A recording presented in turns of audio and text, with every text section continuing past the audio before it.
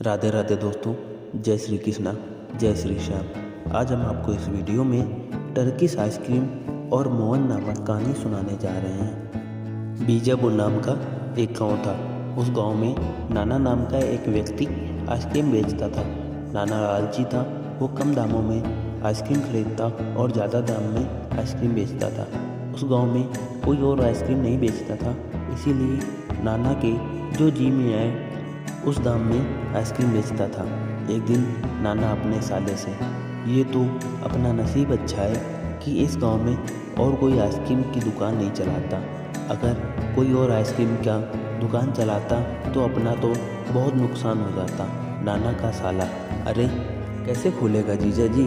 अगर कोई आपके खिलाफ आइसक्रीम की दुकान लगाने की कोशिश करता है, उसका सर्वनाश कैसे करते हैं हम लोग। हम तो उसके नाश का खूब बढ़िया प्लान बनाते हैं, और इसके बावजूद किसी ने आइसक्रीम की दुकान खोली तो हम खुद उसकी आइसक्रीम की दुकान का तहस नहस कर देते हैं। तब नाना, अरे साले साहब, यूं ये राज की बातें जोर जोर से चिल्लाकर नहीं बताया करो, यहाँ तो दीवारों के भी कान होते हैं। तब साला, जीजा जी कुछ भी कहो, आपकी सोच की दाद देनी होगी। आप एक साधारण आइसक्रीम का नया नया नाम रख के अजीब अजीब तरीके से बेचते हो। आप वाकई महान हो जीजा जी। तब नाना, अरे क्या महान साले साहब, इतना कुछ करने के बाद भी कुछ खास मुनाफा नहीं होता। अब छोटे बच्चों के लिए तो आइसक्रीम बेचते हैं, बड़ों में भी आइसक्रीम की दिलचस्पी को बढ़ाना होगा। मैं जानता हूँ कि अपना आइसक्रीम में कुछ खास स्वाद नहीं होता, तो इसे बेचने के लिए कोई नया तरीका ढूंढना होगा। तब नाना का साला, तो जीजा जी टर्किश आइसक्रीम बनाते हैं, आजकल वही चलन में है। तब नाना, टर्किश आइसक्रीम वो क्या होता है?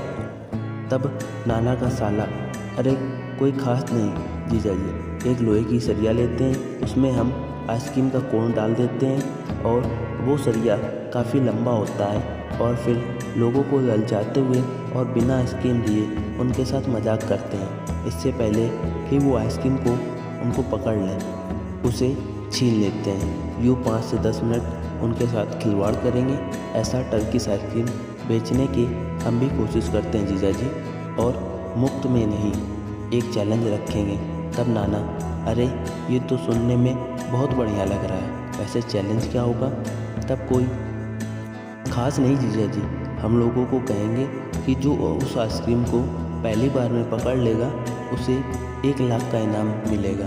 तब नाना, अरे साले साहब, ये बात बनेगी कि नहीं बनेगी? अगर बात बिगड़ गई तो 1 लाख से हाथ धो बैठूंगा मैं। तब साला, जीजा जी मैं टर्किश आइसक्रीम बेचने की विधि में ट्रेनिंग लेकर आता हूँ, मेरा विश्वास करो।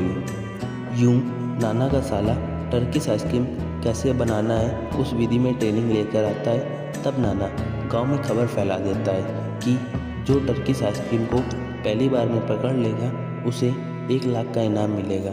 ये सुनकर गांव वाले बड़ी मात्रा में वहां पहुंचे, लेकिन कोई भी उस आइसक्रीम को पकड़ नहीं पाया।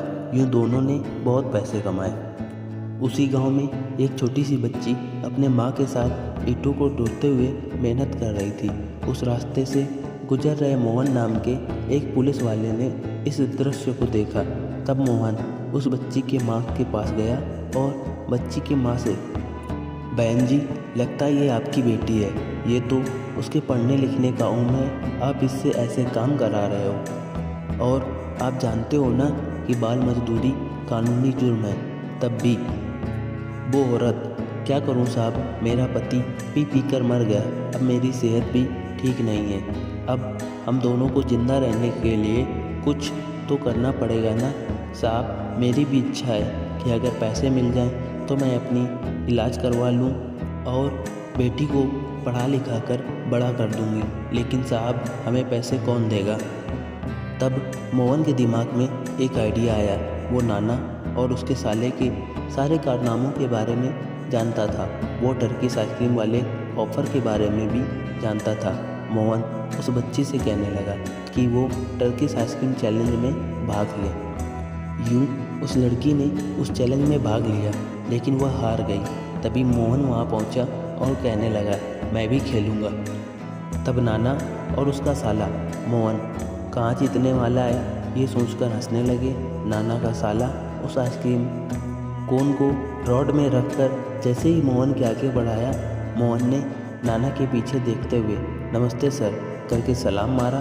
तभी नाना और उसका साला पीछे मुड़कर देखने लगा कि वहाँ कौन है। मौका देखकर मोहन ने आइसक्रीम को पकड़ लिया। तब हार मानकर मोहन को नाना ने 1 लाख दिए। उन पैसों को ले जाकर मोहन ने उस बच्ची की माँ को दिया। वो पैसे लेकर उस माँ ने मोहन को धन्यवाद कहा। बाद में उन पैसों से अपना इलाज करवाया और अपनी बेटी को स्कूल भेजने लगे। इस कहानी से हमें सीखने को मिलता है कि हमें बेईमानी से कोई भी धंधा नहीं करना चाहिए। बेईमानी से कमाया गया धन कभी नहीं टिकता। आपको यह कहानी कैसी लगी हमें कमेंट में ज़रूर बताएं। और अभी तक आपने हमारे चैनल को सब्सक्राइब नहीं किया है तो सब्सक्राइब करके बेल आइकन पर ज़रूर क्लिक कर दें।